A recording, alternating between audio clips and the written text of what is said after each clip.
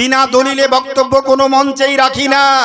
দরুদ সালাম পড়লে বরকত নাজিল হয়, রহমত নাজিল হয়। দলিল চলে আসি, ছোট্ট করে 3 খানা হাদিস পড়বো। রেকর্ডিং হচ্ছে, এখানে বিভিন্ন রেকর্ডিং হচ্ছে। এখন মিডিয়ার যুগ, একটু ভুলভাল বলা যাবে না। ভুলভাল বললে বিপদ নেমে আসবে, নাকি বলেন? সকালবেলায় ফোন করবে, হুজুর আপনি যেই দলিলটা দিয়েছেন কোনো হাদিসে লেখা নাই।